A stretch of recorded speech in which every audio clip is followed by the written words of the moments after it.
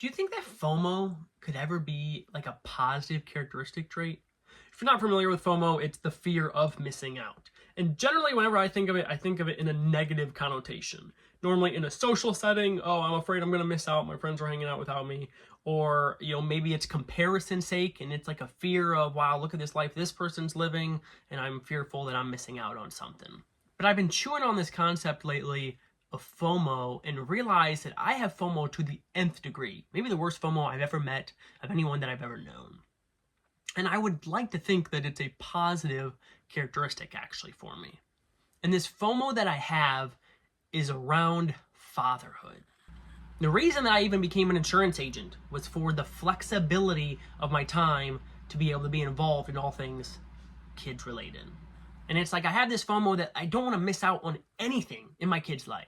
I want to be there for every wake up, for every bedtime story, for, lunches, for hanging out in the evenings, like as much as I possibly can. I just want to soak it all in. And then even outside of work, it's like, hey, Don, you want to hang out? Well, okay. Well, what's your wife and kids doing? Like, can they come along too? Hey, you want to golf? I don't know if my kids could do that. Hey, I enjoyed a run. How about I just put my kids in a stroller and run with them?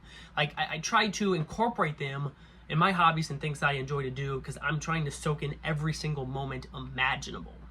And there are really two main reasons why I have this FOMO when it comes to fatherhood. First being, you talk to any parent ever on the face of the planet and they've all told me the same thing. Time goes by fast.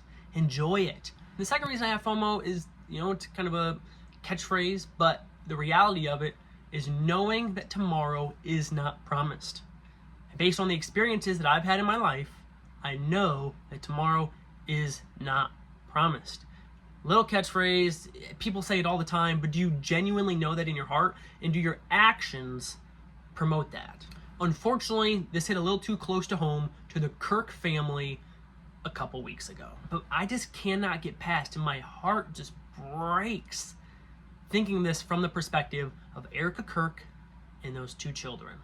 So as cliche as it may be, enjoy the moment that you have today. And I would argue, live in a way to have a healthy fear that your future self doesn't regret. Let's real quick kind of play this thought exercise. Think of yourself today and think back to 2015, hindsight being 2020. What would you change about your life?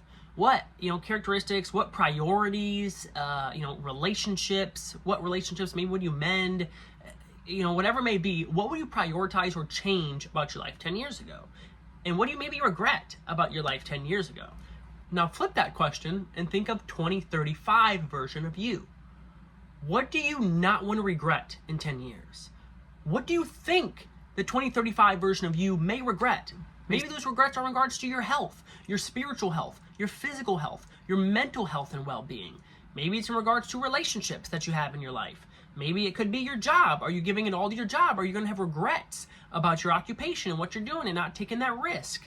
Maybe it's in regards to a hobby. Like, whatever it may be, what are things that you don't want 2035 version of you to regret about today? And how do you live in a healthily fear today that you are going to live life to its fullest so that your 2035 version of you cannot possibly have a regret? So what do you need or want to prioritize in your life?